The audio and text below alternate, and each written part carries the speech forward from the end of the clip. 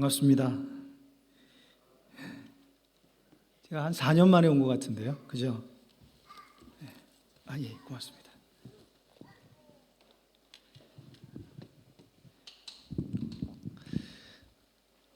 지난 작년 1월 달에 제가 GMP 그 본부 대표 사역을 마치고 지금은 이제 GLF라고 하는 선교사들 재교육하는 그런 파트에서 사역을 하고 있습니다.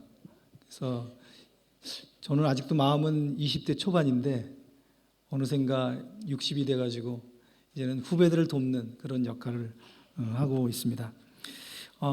제가 이 선교보고를 준비하면서 그 지난 시간들을 이렇게 쭉 돌아볼 수 있는 기회를 가졌습니다.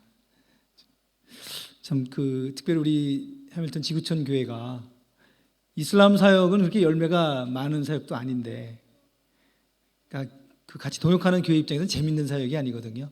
근데도 변함없이 저희를 위해서 기도해 주시고 또 끝까지 함께 이렇게 저희 여정을 함께 해주신 게 너무 감사드립니다. 소개해 주신 대로 저희 가정은 원래 가기는 저희들이 1996년에 갔습니다.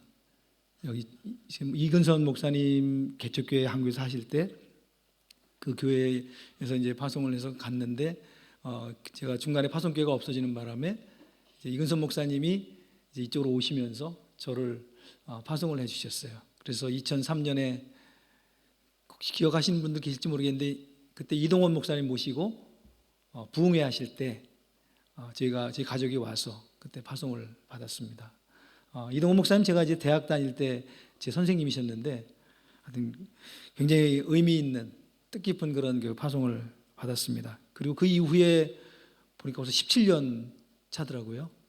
긴 세월 변함없이 저희들과 함께 이렇게 동행해 주시고 또 저희를 위해서 기도해 주신 것 감사드립니다.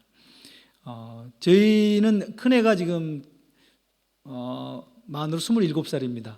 92년생이니까 지금 그 대학원 2학년 3학기째 들어가겠습니다.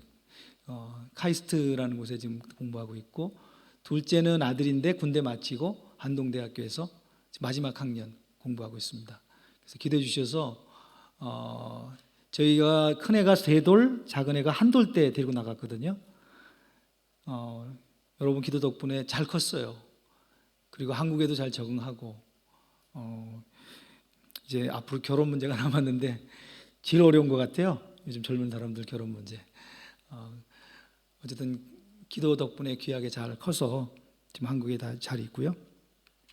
저는 2013년에 제가 섬기는 선교단체 이름이 GMP예요. GMP 개척선교회라고 그러는데 단체에서 저를 대표로 선출해 주셔서 2013년 6월부터 2018년 1월까지 한 4년 반 정도 대표 사역을 했습니다.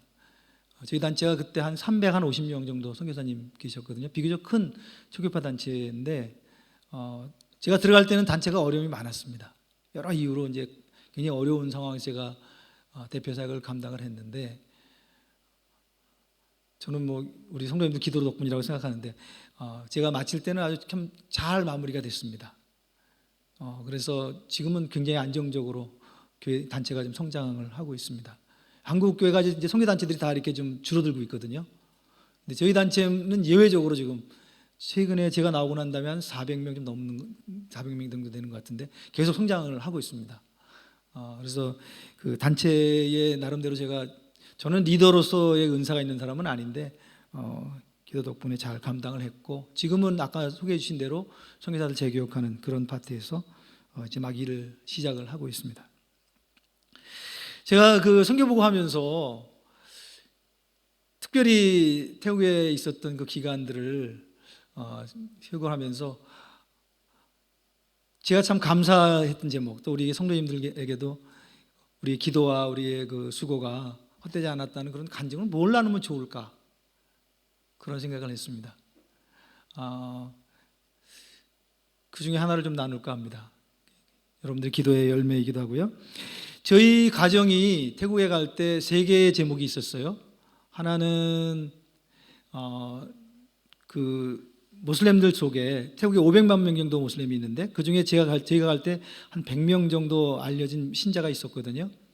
대부분은 한센시 병을 앓던 분들이에요. 그리고 실제로 가보니까 100명이 안 됐어요. 한 5, 60명 됐을 거예요. 다 돌아가시고 그런 상황에서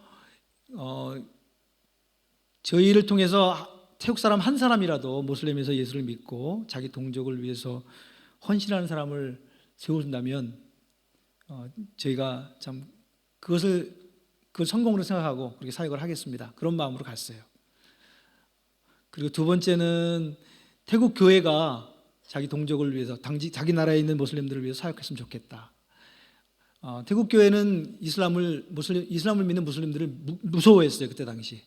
지금도 뭐 계속 폭탄이 터지고 그러긴 하는데 그리고 무서워하기도 하고 미워하기도 하고 그래서 전도를 안 했어요. 태국 교회 중에 이슬람 사역하는 그런 교회들이 없었습니다. 그래서 이제 두 번째 저희들 기도 제목은 저희가 섬기는 걸 통해서 태국 교회가 자국 내에 있는 이 종족은 달라요. 말레이 종족인데 말레이 종족을 위해서 사역하는 교회가 일어나면 좋겠다. 그리고 이제 세 번째는 만약에 하나님이 은혜를 주신다면 회교도 개종자로 이루어진 교회가 세워지는 것을 보고 나왔으면 좋겠다. 그런 제목을 가지고 왔습니다. 아직까지도 태국 그 회교도 개종자로 이루어진 교회는 아직 안 이루어진 것 같아요. 그래서 세 번째 기도 제목은 저희들이 보지를 못하고 왔습니다. 근데 이제 첫 번째 제목은 저희가 목표를 낮게 잡아가지고 굉장히 뭐라 그럴까요? 초과 달성을 했어요. 제가 나올 때 아마 최소한 10명 정도는 됐던 것 같습니다. 자기 민족을 위해서 또 목회자가 됐든 평신도 선교 사역자가 됐든 그 정도 사람들이 이렇게 헌신을 하는 그런 것들을 보고 저희들이 떠날 수 있었습니다. 그래서 굉장히 마음이 좋았고 또 하나는 태국 교회도 그때 이후로 지금 계속 변화가 되고 있는데 특별히 이 태국 교회가 변화되는 것에 대해서 참 하나님께서 저희들을 참 사용하셨다는 것에 깊이 감사를 드리는데 그 간증을 하나 나눌까 합니다. 2013년 이제 본부 대표로 선임이 되고 들어오면서 이제 그 사역들 그때도 이제 사역을 정리하면서 제 마음 가운데 감사하는 마음도 있었고 또 한편으로는 아쉬움도 있었어요. 가시적으로 뭐 이렇게 보일 수 있는 거는 없었기 때문에 교회라도 세웠으면은 제가 조금 더 내가 잘했구나 하고 했을 텐데 그 개별적으로 만났던 그 사람들은 뭐 보이는 게 열매가 아니잖아요. 그리고 태국 교회도 그때 당시 그 방콕에 있는 몇몇 교회 중심으로 저희들이 이슬람을 위한 기도회를 시작해서 운동을 하고 있었지만 뭐 눈에 보이는 게 아니니까 지금 마음이 참 한편으로는 그런 하나님 내가 정말 잘했습니까? 우리가 여기 이 땅에 와서 하나님 사역을 한다고 했는데 참 손에 쥘 만한 것들이 없는 게 참 아쉽습니다. 그런 질문이 있었어요. 그래서 하나님 제가 정말 잘하고 가는 것입니까? 이렇게 질문이 있었는데 저희가 6월 25일 날 출국을 했는데 22일, 23일 저희가 출국하기 한 3일 전에 태국 사람들 중에 무슬림 사역에 헌신한 사람들 또 태국 사람 중에 무슬림이어서 예수님 믿은 사람들 그리고 선교사 한 두세 사람 이렇게 해서 최초로 이 방콕에서 개종자들 이슬람 개종자들 수련회가 있었어요.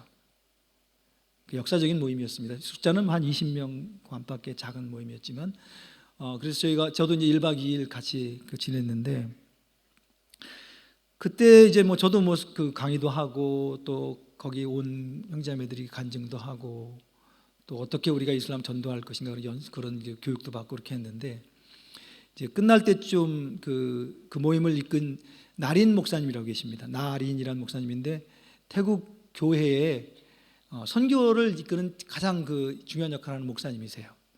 태국 교회 교계 지도자들이 모인 산하 미셔너리 타이라고 하는 그 선교 조직이 있거든요. 거기는 태국 교계 지도자들이 모여서 이제 하는데 거기에 이제 그 책임을 맡은 목사님이셨어요. 이제 그 목사님이 이제 그때 같이 계셨는데 내내 끝날 때 저를 앞으로 이제 오라고 그러시고 저에게 조그만 기념품 같은 걸 주시면서 저한테 굉장히 고맙다고 이렇게 얘기를 하셨어요. 임성교사가 태국에 와서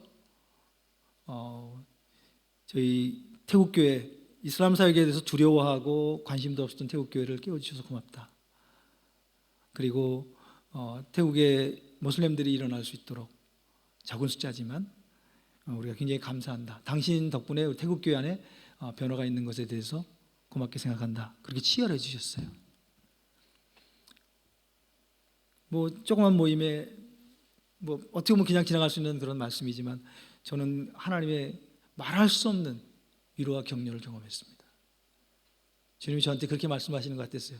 그래, 세상에서 보일 만한 화려한 가시적인 그런 건 아니지만 너를 통해서 이 땅 가운데 또 하나의 변화가 일어날 수 있겠다는 것에 대해서 격려해 주시고 제가 굉장히 기쁜 마음으로 태국을 떠날 수 있었던 것 같습니다. 계속 지금도 그 진행은 되고 있습니다. 계속 개종자들 수련회도 2년에 한 번씩 그 이후에 계속 되고 있고 또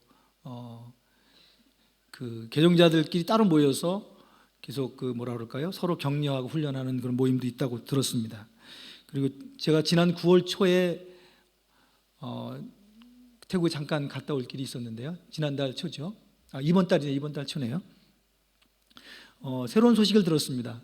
태국의 가장 큰 교회 중에 하나가 이제 마하폰 구룽태압이라는 교회가 있는데 그 교회 이제 그 담임 목사님이신 자카판 목사님은 원래 회교도였다가 예수를 믿은 분이에요. 제가 갈 때 이미 예수 믿고 교회 부목사로 있던 분이었어요.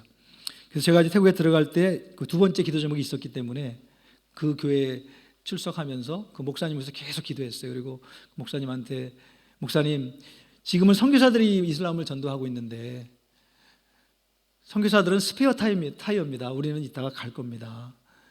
태국 교회가 이 일을 해야 되는데 목사님 그 일을 하셔야 됩니다. 근데 그때는 자가반 목사님이 반응이 없었어요. 태국 사람, 개종한 사람이 다시 모슬렘들 선교하면 잘못하면 죽거든요. 뭐 그런 위험도 있었지만 우리 자카판 목사님은 나는 태국 교회에 목회에 헌신했기 때문에 할 수 없다. 그런 입장이셨어요.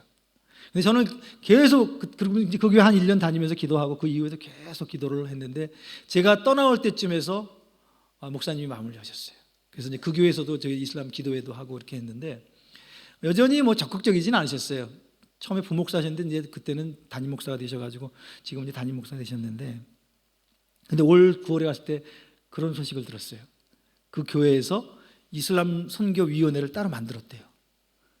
그리고 그 교인들을 해가지고 훈련도 시키고 그 주변에 이슬람 지역이 있는 그런 지역에서 교회가 있는데 그 전도도 나가고 옛날에는 무서워서 무슬림들 만나질 못했거든요.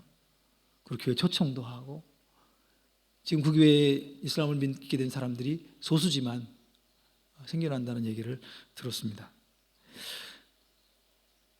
저는 떠난 지 벌써 한 7년 가까이 되지만 저희가 뿌렸던 작은 씨앗들이 여러 모양으로 그것 가운데 열매 맺고 있다 하는 것들을 들으면서 굉장히 감사했고요. 우리 해밀턴 지구촌 교회 기도와 여러분들의 그 헌신이 그 가운데 있다고 생각합니다. 그래서 그런 면에서 제가 그 말씀을 드려야 할 입장은 아니지만 좀 치하를 하고 싶습니다. 저는 선교는 가시적인 어떤 건물이나 그런 것이 아니라고 생각합니다. 예수님도 이 땅에 오셨을 때 무슨 화려한 건물이나 조직을 만든 건 아니셨잖아요. 그분과 함께 시간을 보내고 그분의 삶의 채취를 같이 나눴던 소수의 제자들, 삶을 나눴던 그 사람들의 삶의 흔적 속에 그 주님의 흔적이 남아있는 것, 그것이 주님이 하신 일이었다면 선교사들도 결국은 그거라고 생각합니다. 그런 의미에서 저는 하나님께서 저를 사용하셨다 하는 그런 생각을 갖고 있습니다. 또 하나 제가 이번 9월에 갔을 때 그 하나님 주셨던 간증 중에 하나를 간단히 나누면 나단이라고 하는 젊은 청년 이야기입니다. 이 아이는 지금 대학교 3학년이에요. 이 아이의 부모가 저희들하고 아주 가족 같은 부부입니다. 갓 결혼했을 때 저희가 그 모슬렘 마을에 들어갔고 그 모슬렘 마을 안에 이 기독교인이거든요. 살면서 저희와 함께 그때부터 가족같이 지냈어요. 지금도 가족 같아요. 지금도 카톡으로 계속 저희들하고 같이 연락을 하는데 제가 이제 그 태국 교회 제가 섬기던 교회에서 설교를 했는데 이제 예배 참석을 했어요. 그래서 오랜만에 다시 만났는데 그분 첫째가 아들이 나단이라는 아이입니다. 근데 이제 이 아이는 저희하고 특별한 인연이 있어요. 그 엄마가 쿤찡이라고 하는 분인데, 찡이라는 분이 처녀 때부터 몸이 너무 약했습니다. 버스를 못 탔어요. 어지러워가지고 차를 못 탔고요. 조금만 좀 서서 있으면 막 어지럽고 그런 건강이 굉장히 안 좋은 그런 상태에 있었던 자매인데, 결혼을 하고 이제 저희들 집에 이제 자주 놀러 왔는데 한 번은 이제 그런 얘기를 하더라고요. 이 상태가 이래서 우리는 아이도 못 갖고 참 너무 안타깝다, 그런 얘기를 했어요. 그래서 그때 제가 즉석에서 기도하자 그랬어요. 그리고 제가 이렇게 손을 얹고 기도했어요. 하나님, 기적을 이루시는 생명의 주인이신 아버지께서 이 가정에 태의 문을 열어달라고. 근데 기적같이 애가 생겼어요. 걔가 나탄이에요. 그래서 태어나서 출산할 때 위험할까 봐 걱정을 많이 했는데 정말 위험하기도 했어요. 근데 출산하고 나서 이 쿤찡이 건강이 얼마나 좋아졌는지 몰라요. 오히려 지금까지도. 그리고 이제 그 아이가 태어나서 자랐는데, 이제 자라는 걸 내내 봤죠. 같은 마을에 계속 살았으니까. 근데 이 아이가 쭈라롱콘이라고 태국에서는 제일 좋은 대학입니다. 우리나라의 서울대학교 같은데, 아마 우리나라에서 서울대학 들어가면 더 어려울 거예요. 가난한 사람이 들어가기가. 그 대학에 공대를 입학을 했습니다. 그리고 2년 전에 제가 태국에서 잠깐 만났을 때 그 아이가 그런 얘기를 하더라고요. 스테반 선교사님, 나 지금 대학 졸업하면 저 선교사로 나가려고 생각하고 있습니다. 제가 깜짝 놀랐어요.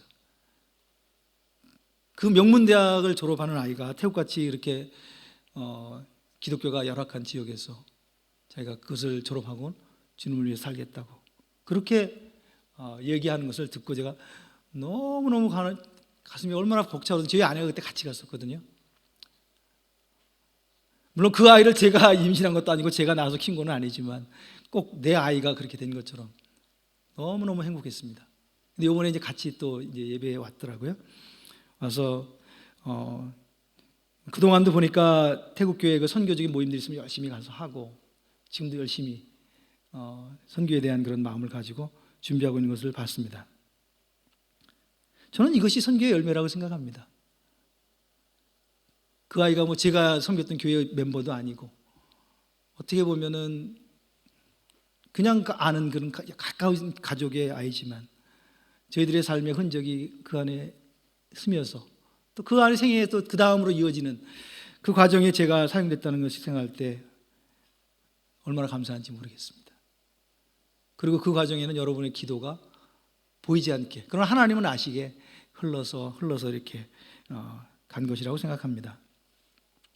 오늘 시간이 없어서 제가 다 말씀 못 드리지만 검도도 그런 간증들이 참 많아요. 저는 사실 스포츠인은 아닙니다. 근데 하나님이 기적을 베푸셔서 보잘것없는 그런 한 인생을 들어서 그곳에 있는 여러 젊은이들에게 하나님의 사랑을 전하고 또 그리스도의 흔적을 남긴 그런 그 과정들을 생각할 때 선교는 참 위대한 일이다. 그리고 선교에 동참하는 것은 위대한 특권이다. 그런 생각을 하게 됩니다. 오늘 이 말씀은 우리의 삶이 그러한 삶으로 바뀌도록 하는 그런 도전의 말씀입니다. 우리가 정말 무엇을 위해 살고 있는가? 하나님의 나라, 그리스도의 흔적이 흘러가는 그 일에 우리가 서 있는가? 아니면 나 혼자 그냥 잘 먹고 잘 살다가 끝나는 그 인생을 살고 있는가 하는 것에 대한 그런 질문과 도전이 있는 말씀입니다. 오늘 16장 1절을 보면요, 또한 제자들에게 이르시되 이렇게 시작합니다. 또한이라는 말이 있습니다. 원어에는 그리고 또한 이렇게 이제 되어 있는데, 이 앞에 15장 후반부에 있는 말씀과 연결되어 있다는 것을 암시하죠. 15장 후반부는 어떤 말씀인지 혹시 아세요? 탕자 이야기입니다. 여러분 잘 아시는 탕자 이야기고요. 이 16장의 앞부분은 이 청지기의 이야기고, 16장에는 또 하나의 긴 스토리가 있는데 16장 19절 이하에 나오는 거지 나사로와 부자의 이야기입니다. 이 세 이야기는 어떻게 보면 같은 맥락을 가지고 있어요. 공통적인 주제를 가지고 있는데 그 중에 하나가 뭐냐면 재정에 대한 것입니다.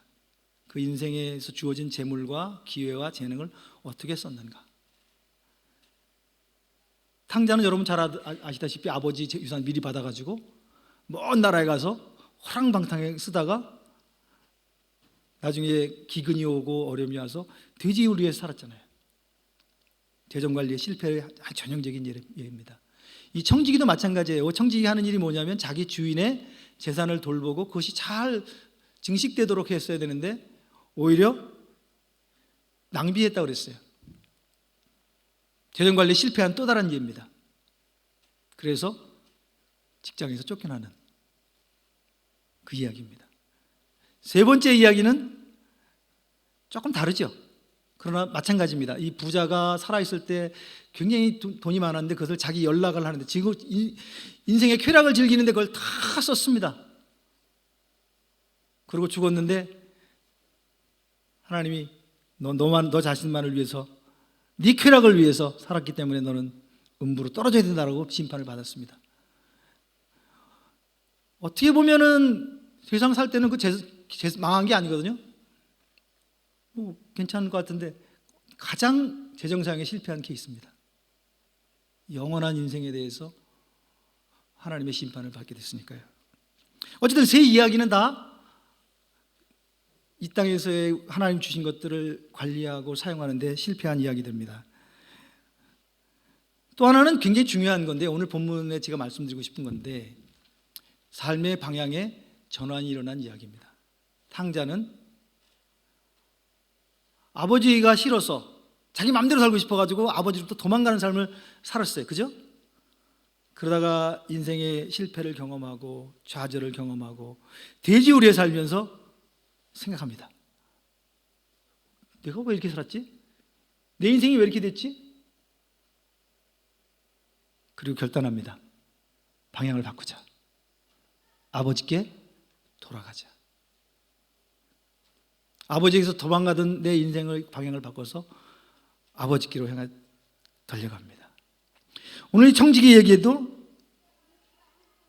그런 방향의 전환을 보여줍니다. 그럼 다시 제가 좀 말씀을 드릴게요. 그리고 마지막에 그 부자 얘기도 마찬가지입니다. 자기 자신만을 위해 살았습니다. 근데 이제 마지막 하나님의 심판을 받고 난 다음에 그 현실을 보면서 좌절합니다. 좀 늦었지만 생각의 전환이 일어납니다. 뭐라고 부탁하죠? 아브라함한테? 아브라함, 저 나사로를 우리 집에 보내주세요. 아직 살아있는 내 형제들이 있는데 걔네들은 여기 오지 않게 해주세요. 이 부자가 이제 자기 형제를 생각합니다. 생각의 방향이 바뀌었어요. 자기 마음대로 살던 그 삶이 틀렸다는 것을 알고 그것을 전해줬으면 좋겠다는 그런 그 절규를 합니다. 이 세 이야기는 삶의 방향 전환을 보여주는 이야기이기도 합니다. 오늘 이 16장도 마찬가지입니다. 청지기는 인생의 큰 위기를 경험합니다. 저는 중년의 위기라고 말하고 싶어요. 저도 중년이라고 싶은데 60이 되니까 이게 중년인지 아닌지 잘 모르겠는데 아직은 노인은 아니에요. 한국 법상으로 65세가 넘어야지 법이 노인이니까 노인은 아니고 뭐 중년에 그냥 꾸겨 넣을 수도 있을 것 같아요. 이 지금 청지기는 어느 정도 인생을 산 사람이에요. 탕자는 젊은 청년의 얘기라면 이분은 어느 정도 인생을 산 사람이고 아마 세 번째 이야기는 죽은 다음의 이야기니까 다 늙어서 얘기일 수도 있겠죠. 이 인생을 어느 정도 살고 굉장히 나름대로 안일한 삶을 살았던 것 같습니다. 안락한 삶을 살았던 것 같아요. 좋은 직장. 그리고 여기 스토리에 나오는 주인은 굉장히 좋은 사람입니다. 그리고 이 재산 처리하는 걸 봐가지고는 돈도 많았어요. 이 청지기가 다뤘던 재산도 상당한 규모가 됐던 것 같습니다. 그리고 이 주인이 일체 탈취를 안 한 걸 봐가지고는 신뢰를 받고 꽤 오랫동안 안정적으로 청지기로 살았던 사람입니다. 근데 우리 모두가 그렇지만 안정적으로 쭉 오는 삶이 항상 좋은 건 아니에요. 거기에 나태함이 끼어들고 삶의 균형이 깨어지고 문제들이 들어옵니다. 이 사람의 경우는 아마도 자기의 그냥 일생의 즐거움을 위해서 자기가 해야 하는 일들을 나태하게 했던 것 같습니다. 재산을 돌봐야 되는데 재산을 안 돌보고 재산이 손실을 일으켰으니까 자기 일을 제대로 못한 거예요. 그래서 이제 주인의 신뢰를 잃어버리고 직장에서 쫓겨나고 인생의 어두운 그런 터널이 시작됐습니다. 중년을 사신 분들은 다 아시죠? 인생에 이런 터널이 온다는 거. 건강이 올 수도 있고요, 인간관계에서 어려울 수도 있고, 직장이 어려울 수도 있고, 또 자녀가 어려울 수도 있고요, 부모님이. 제가 선교단체 본부 대표 있어 보니까 선교사하는 사람 관리하는 게요, 그 사람만 관리하면 안 되더라고요. 문제가 막 곳곳에서 들어와요. 인생의 문제는 뭐 다양합니다. 근데 이제 이분의 경우는 직장에서 쫓겨나는 것이고 경제적인 문제였습니다. 쫓겨나는 것도 참 어려운데 3절을 보면 이렇게 말합니다. 청지기가 속으로 이르되 주인이 내 직분을 빼앗으니 내가 무엇을 할까? 땅을 파자니 힘이 없고 빌어먹자니 부끄럽구나. 대안이 없는 거예요. 쫓겨난 것도 문제인데 쫓겨난 다음에 삶에 대한 대안이 없는 거예요. 아마 이 사람이 부정축제는 안 했던 것 같아요. 돈도 없죠. 근데 할 수 있는 것도 없죠. 빌어먹자니 그동안 그래도 자기가 사회적인 그런 신분이 있었는데 창피하죠. 삶에 큰 위기가 닥쳤습니다. 이제 이 청지기에게 삶의 방향의 전환에 대한 도전이 왔습니다. 야, 내가 이대로 그대로 살면 안 되겠구나. 내가 이렇게 계속 살 수는 없구나. 살 수도 없죠. 이제 이미 위기가 왔으니까 바꿔야죠. 이 사람에게는 두 가지의 선택이 있었다고 봅니다. 하나는 자기에게 권한이 있으니까 빚을 탕감해 주는 것은 이게 자기 권한이거든요. 아직 자기 관리하에 있었으니까 탕감해 주고 돈을 받는 방법이 있었겠죠. 예를 들면은 너희가 기름 100마리인데 50말로 깎아줬어요. 그럼 이렇게 얘기할 수 있잖아요. 야, 내가 50말 깎아줄 테니까 거기에 20%는 나한테 줘. 얼마든지 그렇게 딜을 할 수 있죠. 근데 이 청지기는 그렇게 하지 않았어요. 나는 이 어려움 가운데 있었던 이 사람들의 마음을 내가 얻겠다. 마음을 얻으려면 그렇게 딜하면 안 되죠. 순수하게 탕감해 줘야지. 그래서 그렇게 탕감을 해줍니다. 4절에 보면은 내가 할 일을 알았도다. 이렇게 하면 직분을 빼앗긴 후에 사람들이 나를 자기 집으로 영접하리라. 이 사람들의 마음을 내가 얻어야 되겠다. 내가 이 빚진 자, 어려움에 있는 이 사람들을 돕겠다. 물론 좋은 동기는 아니에요. 결국은 그럼에도 불구하고 자기 이기적인 욕심이었기 때문에 예수님이 여기 정확하게 표현했어요. 8절에 보면 이 옳지 않은 청지기라고 옳지 않다고 말했어요. 그 동기는 그게 좋은 건 아니었어요. 그러나 예수님이 칭찬한 거는 또 주인이 칭찬하는데 그건 지혜롭다고 그랬어요. 아, 이 사람이 눈에 보이는 물질을 움켜쥔 게 아니고 막연하지만 눈에 보이지 않고 확실하진 않지만 사람들의 마음을 얻는 쪽으로 결정을 했다는 것입니다. 그리고 이제 8절을 보면은 아주 굉장히 재미있는 말씀이 나오죠. 이 주인이 이 이야기를 들었어요.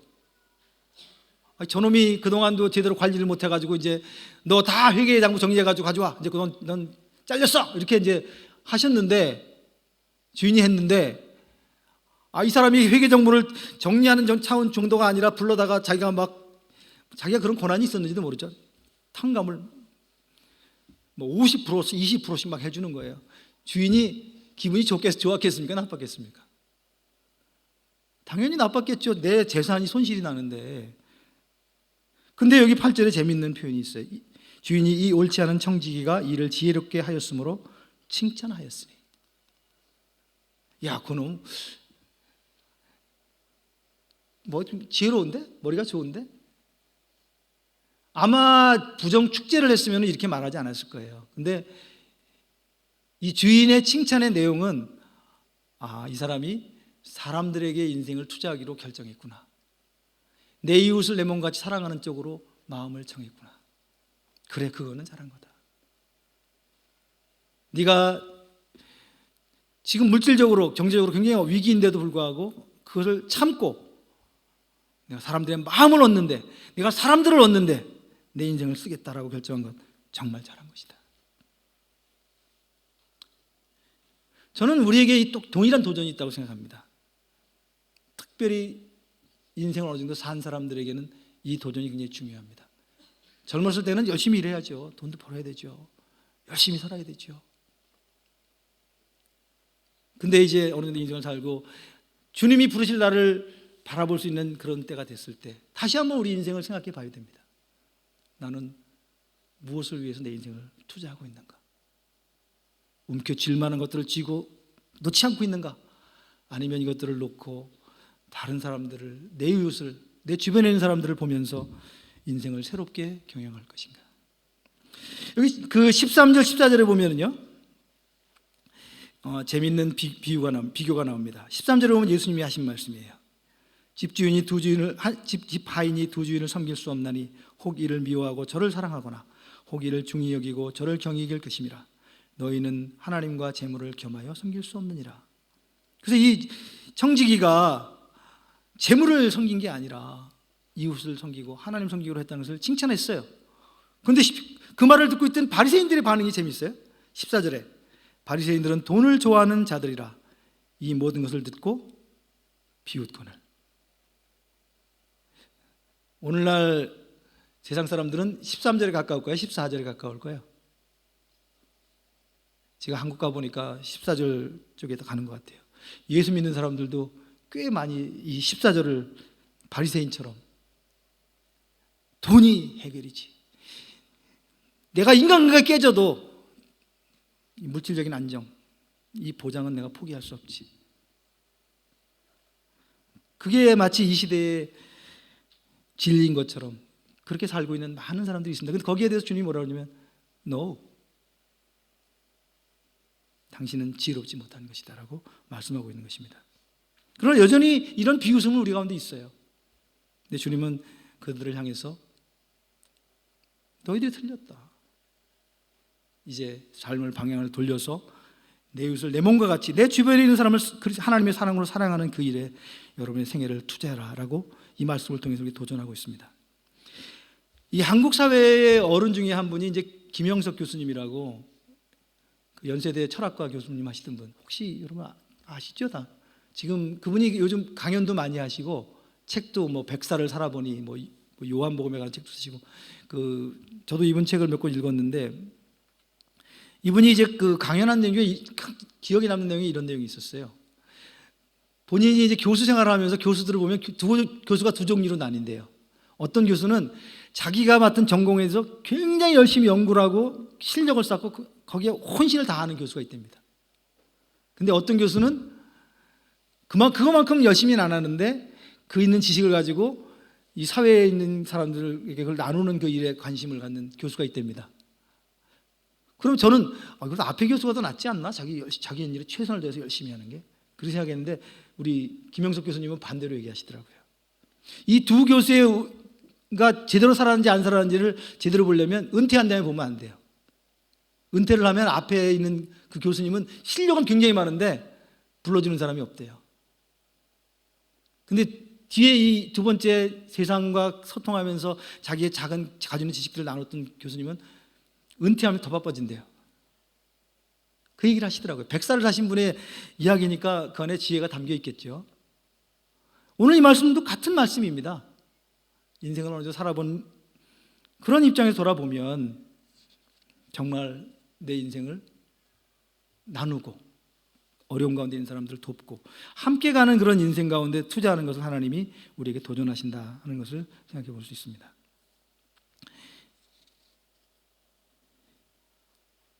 저는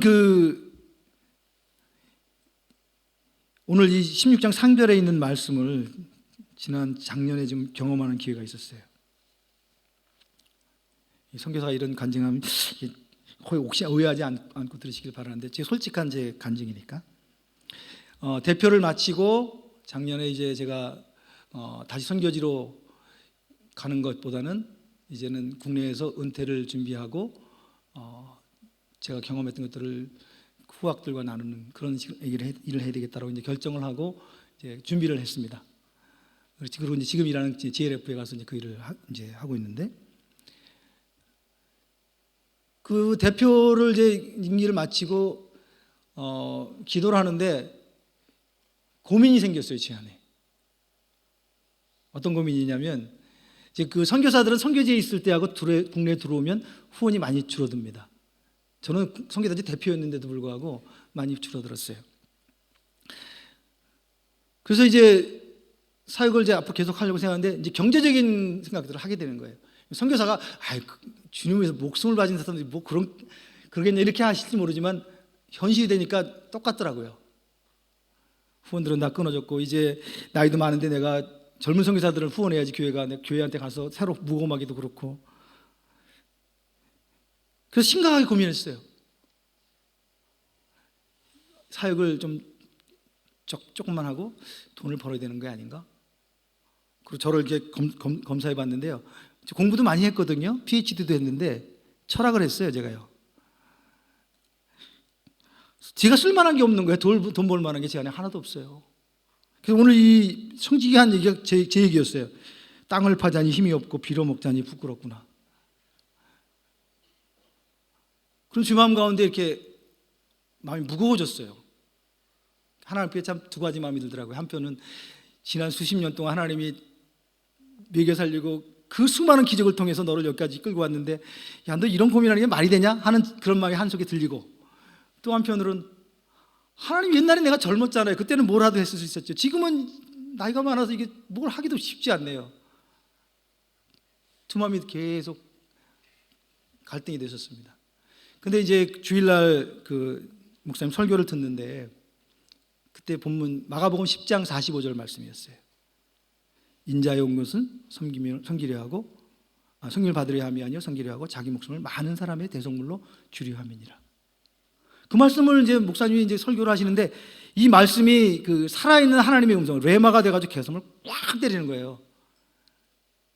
예수님이 이 땅에 오셔서 사신 것은 자기를 위해서 다른 사람을 섬기러 오셨고 목숨을 주기까지 섬겼다. 그래서 저한테 마음속에 선명하게 제 마음으로 얘기하실 때가 있거든요. 계속 가. 그때는 그게 하나님의 말씀이었어요. 이 고민이 그냥 순식간에 싹 없어져 버리더라고요. 제가 그런 경험을 좀 많이 한 편이었는데, 하나님 말씀이 오면 싹 없어져 버려요. 그래서 너무 기분이 좋았어요. 마음이 가벼워졌어요. 문제는 여전히 있었습니다. 그러나 저는 마음으로는 다 해결됐어요. 근데 그 뒤에 며칠 뒤에 재밌는 일들이 벌어지기 시작했어요. 어느 교회에서 전화가 왔습니다. 그 교회는 제가 대표할 때 한 번 설교를 했던 교회인데 잘 모르는 교회예요. 그 이후에 뭐 연락도 한 적도 없고. 근데 그 교회에서 선교위원장 집사님이 전화를 해가지고, 임 대표님, 저희 교회에서 당회에서 결정했습니다. 선교사님 후원하겠습니다. 예? 제가 아마 여건이 조금 어렵지 않았으면, 젊은 사람 하셔야죠. 저는 뭐 이렇게 했을 텐데, 뭐 저도 제 코가 석자니까 아이고 감사합니다. 그건 하나님의 음성이었습니다. 그 다음에 제가 이제 형제가 남동생이고 여동생인데, 막내가 결혼 안 하고 혼자 있습니다. 근데 얘가 이제 수입이 많아지면서 저한테 그런 얘기를 했습니다. 그거 어간이었어요. 오빠, 하나님이 나를 축복을 좀 해주셨는데, 오빠 은퇴할 때까지 내가 일정량을 내가 후원할게. 그것도 마찬가지입니다. 옛날 같았으면 제가 가족 아마 거절했을 거예요. 그래서 고맙다. 더 놀라운 일이 벌어졌어요. 며칠 뒤에 저희를 후원하던 그 권사님이신데요, 제가 청각 때부터 저를 위해 기도하셨어요. 저보다 한 20년은 연배시니까. 근데 이분이 이제 제가 한국에 들어오면서 후원이 끊어졌어요. 이게 뭐 본인도 연로하시니까 여러 가지로. 그리고 저희는 뭐 그게 아니더라도 제 어머니 갖고 그러셔서 늘 이제 뵙고 인사도 하고 그랬는데, 어느 순간부터 그렇게 하니까 이제 좀 멀어졌어요. 그리고 이제 제가 한 4, 5년 지난 거죠. 5년쯤 지났는데 그 어간에 전화를 하셨어요. 임성교사, 조성교사하고 같이 식사 한번 해요. 그분이 전화한 적이 없었거든요. 그 이후에는 한 5, 6년 동안. 그래서 저희 아내하고 저희는 기도를 했거든요. 이분이 어떤 이유든지 계속 우리를 기도해 주셔야 되는데, 그래서 이제 기쁘게 가서 이제 만났어요. 식사를 같이 했습니다. 근데 놀라운 말씀을 해주시는 거예요. 권사님이, 임성교사, 내가 며칠 전에 기도하는데 하나님한테 혼났어. 왜요? 그랬더니 하나님이 그러셨다는 거예요. 권사님한테, 야, 네가 임성교사 총각 때부터 기도하고 그렇게 함께 했는데 노년에 늙어서 은퇴할 때까지 같이 해야 되는 거 아니냐. 하나님이 야단치셨다는 거예요. 그러면서 그 자리에서 하시는 말씀이, 임성교사, 액수는 크지 않지만 내가 다음 달부터 후원할게. 그 액수가 문제가 아니었어요. 저는 그 권사님 찾아가서 말씀하신 그 하나님의 그 배려가 너무너무 고마웠어요. 그리고 제가 한편으로 좀 미안하더라고요. 하나님, 제가 잠깐이라도 의심하고 내가 다른 사람들을 위해서 내 인생을 희생했다는 것에 대해서 좀 억울하다고 같은 그런 느낌을 가졌던 것 자체가 너무 죄송하더라고요. 지금까지 그 이후에 잘 살고 있습니다. 아마 제가 은퇴하고 그 이후에도 아마 잘 살 겁니다. 하나님 책임져 주실 거니까. 또 요즘 한국이 좋아져가지고 국민연금도 주고 아마 굶어 죽지는 않을 거예요. 저는 하나님께서 우리를 책임져 주신다는 사실을 여러 면에서 경험했습니다. 근데도 위기에 닥치면 또 다시 한번 튜닝을 해야 돼요. 라디오 다이얼 맞추듯이, 내가 그건 잘 살았나? 다시 한번. 그렇게 지금도 가고 있는데, 이제 이 정도 됐으면 또 그럴 일은 없겠죠. 모르겠습니다. 최근에 그런 경험을 통해서 다시 한번 우리가 우리 인생을 이웃을 위해서 또 하나님 뜻을 위해서 바친 그 결정을 도전하시고 또 그 결정에 대해서 하나님이 책임져 주신다는 것을 경험하게 됩니다. 오늘 특별히 이제 마지막 한 구절만 제가 말씀 마치려고 그러는데요. 9절에 보면 이 재밌는 표현이 있습니다. 내가 너에게 말하노니 불의의 재물로 친구를 사귀라. 그리하면 그 재물이 없어질 때에 그들이 너희를 영주할 처소로 영접하리라. 여기 보면 영원히 거할 처소로 인도한다는 거예요. 아니, 이 빚진 사람들 내가 좀 줘줬다, 그 사람들이 나를 어떻게 영원한 처소로 데려다 줘요? 이 말씀은 하나님이 그렇게 하시겠다는 거예요. 그리고 이 말씀을 그 다음에 나사로와 부자 이야기 연결해 보면 우리는 죽습니다. 한 번 죽는 사람에게 정하신 것이요, 그 후에는 심판이 있다고 그랬는데, 그 하나님의 심판 이후에 하나님께서 우리를 영원한 안식처소로 우리를 영접하시겠다는 그런 말씀입니다. 약속입니다. 인생의 후반기에 우리가 위기에 왔을 때, 그것은 우리가 인생을 다시 한번 주님께 튜닝하는, 주님께 맞추는 계기가 되어야 됩니다. 내용은 주변에 글쎄의 사랑이 필요한 사람들을 향해서 우리 자신을 내어주는 거죠. 그럴 때 하나님은 그러한 우리를 받으셔서 하나님의 영원한 처소로, 하나님의 영원한 안식 가운데 우리를 인도하신다는 약속입니다. 젊은 사람들은 아마 이게 해당이 조금 덜 될지 모르겠는데, 인생을 조금 사신 분들은 아마 인생에 이런 전환기가 필요하다는 걸 잘 알 겁니다. 그때 오늘 이 말씀이 여러분들의 가는 방향성을 이끌어주는 귀한 지침이 될 수 있으면 좋겠습니다. 같이 기도하겠습니다. 하나님, 감사합니다. 많은 사람들이 우리 자신 영위하기도 힘든 세상이라고 말합니다. 그러나 주님은 우리를 향해서 내 이웃을 내 몸과 같이 사랑하고 하나님을 위해서 내 삶을 내어주라고 말씀하십니다. 이 주님의 도전 앞에 이 청지기가 그랬던 것처럼 저희가 주님께 응답하고 우리의 삶의 성향성을 다시 한번 주님께 맞추는 귀한 저희들 될 수 있도록 인도하여 주옵소서. 우리 해밀턴 지구촌 교회가 여러 가지로 여유가 있는 상황은 아니지만 하나님 나라와 선교와 주의 영광을 위해서 희생한 것들 주님 기억하시고 계속 축복하시며 이 일들 감당하고 앞으로 나아갈 수 있도록 주님 인도하여 주옵소서. 감사하고 예수님의 이름으로 기도했습니다. 아멘.